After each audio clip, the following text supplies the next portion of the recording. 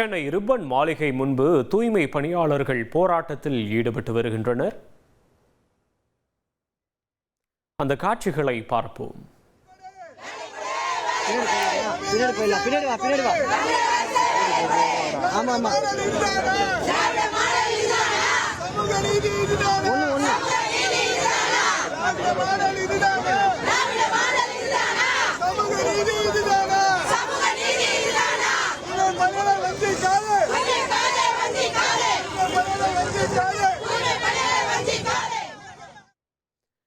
விவரங்களை செய்தியாளர் ரமேஷ் வழங்க கேட்போம். ரமேஷ், வணக்கம். இந்த போராட்டம் தொடர்பான கள விவரங்களை பதிவு பண்ணலாம். ரமேஷ், சென்னை மாநகராட்சியின் தலைமை அலுவலகமான ரிப்பன் மாளிகை அருகே தூய்மை பணியாளர்கள் போராட்டத்துல ஈடுபட்டு வராங்க.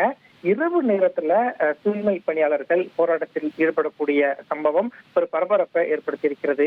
இவர்களுடைய கோரிக்கை என்ன அப்படின்னா, சென்னை மாநகராட்சியில பணியாற்றக்கூடிய தூய்மை பணியாளர்கள் சம்பந்தமான அந்த பணி ஒப்பந்தத்தை முழுக்க மாநகராட்சியே நடத்தணும், தனியாருக்கு கொடுக்க கூடாது அப்படின்னு ஒரு கோரிக்கையை சொல்லியிருக்காங்க.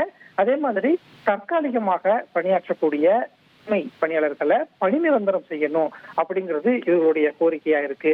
இந்த கோரிக்கையை வலியுறுத்தி அவ்வப்போது சென்னையில ஆங்காங்கே போராட்டத்தை முன்னெடுத்து வந்த தூய்மை பணியாளர்கள் இன்றைய தினம் திமுகவின் தலைமை அலுவலகமான அண்ணா அறிவாலயம் அருகே கூட இன்று நண்பகல்ல ஒரு போராட்டத்தை முன்னெடுத்திருந்தாங்க.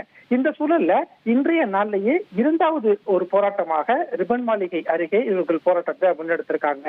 இதே ரிப்பன் மாளிகை முன்னாடி ஆகஸ்ட் மாதம் தொடர்ச்சியாக 10 நாள் போராட்டத்தை தூய்மை பணியாளர்கள் முன்னெடுத்திருந்தாங்க. அது பெரும் பரபரப்பை ஏற்படுத்தி இருந்த சூழல்ல ஆங்காங்கே போராட்டம் அப்படிங்கிறது நடைபெற்றுக் கொண்டுதான் இருந்தது. 100 நாட்களை தாண்டி இவர்களுடைய போராட்டம் அப்படிங்கிறது ஒவ்வொரு இடத்திலும் தினமும் நடைபெற்று வந்த சூழல்ல இப்போது மாநகராட்சியின் தலைமை அலுவலகம் முன்னாடி இரவு நேரத்துல போராட்டம் நடத்தக்கூடிய காட்சிகள் மீண்டும் ஒரு பரபரப்பை ஏற்படுத்தி இருக்கிறது. உங்களுடைய விவரங்களுக்கு நன்றி ரமேஷ். ட்ரெண்டை ஃப்ரெண்ட் ஆக்கிக்கோங்க. தந்தி டிவியின் சப்ஸ்கிரைபர்ஸ் அண்ட் ஃபாலோவர்ஸ் குடும்பத்துல நீங்களும் இணையுங்க.